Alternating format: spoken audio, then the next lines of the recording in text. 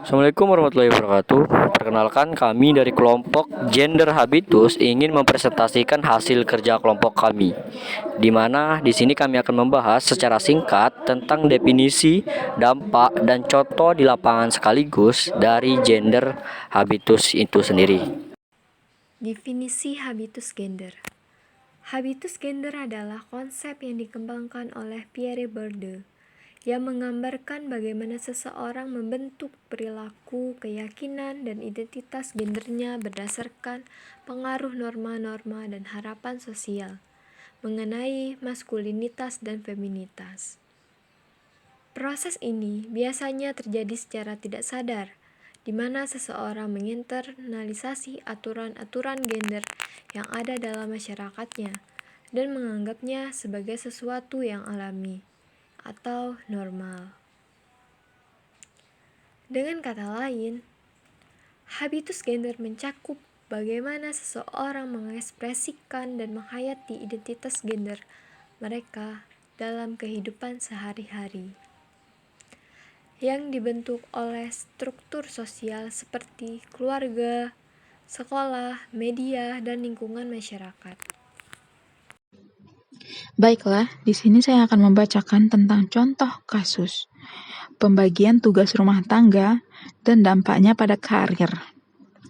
Di sini saya akan menjelaskannya terlebih dahulu ya. Dalam lingkungan keluarga, pembagian tugas rumah tangga seringkali didasarkan pada norma gender tradisional.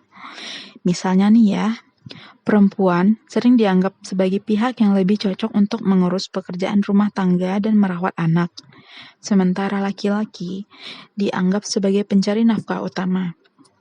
Normativitas ini mencerminkan habitus gender yang telah lama ada, di mana peran gender tradisional sangat mempengaruhi cara individu menjalani kehidupan mereka. Berikut ini saya akan membacakan contoh kasus. Ada keluarga yang tinggal di kota besar di Jakarta yang bernama Lisa dan Anton. Pasangan suami istri dengan 2 anak menghadapi tantangan dalam keseimbangan antara pekerjaan dan tanggung jawab rumah tangga. Lisa bekerja penuh waktu sebagai manajer di perusahaan multinasional, sementara Anton juga memiliki karir sebagai insinyur di perusahaan yang sama. Meskipun mereka berdua bekerja penuh waktu, tanggung jawab utama untuk pekerjaan rumah tangga dan perawatan anak lebih banyak diemban oleh Lisa. Prosesnya dibagi menjadi 3. Yang pertama, sosialisasi dan ekspektasi. Sejak mereka menikah, Lisa dan Anton mengikuti pola pembagian tugas yang telah diinternalisasi oleh mereka. Lisa yang dibesarkan dalam keluarga tradisional di mana perempuan mengurus rumah tangga, merasa bahwa mengurus anak dan pekerjaan rumah adalah tanggung jawabnya. Anton meskipun memiliki kesadaran akan kesetaraan gender, cenderung mengikuti ekspektasi sosial yang ada, dan di mana laki-laki dianggap sebagai penyedia utama dan kurang terlibat dalam tugas rumah tangga. Yang kedua, keseimbangan kerja dan kehidupan pribadi. Lisa merasa tertekan karena harus menyeimbangkan pekerjaan yang menuntut dengan tanggung jawab rumah tangga yang berat. Ia mengakibatkan stres yang tinggi dan dampak pada kualitas hidupnya.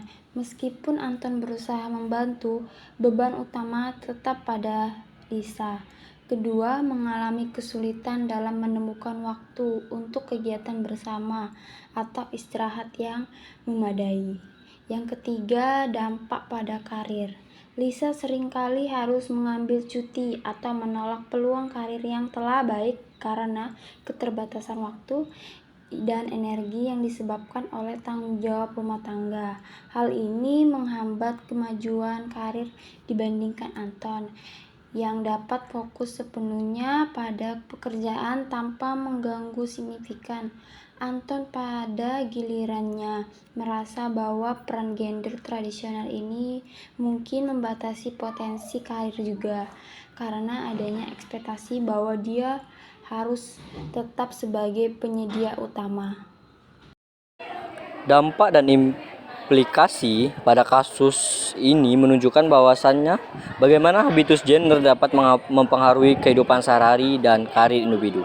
Pembagian tugas rumah tangga yang tidak setara yang didasarkan pada norma gender tradisional di mana dapat mengakibatkan ketidakseimbangan dalam karir dan kehidupan pribadi.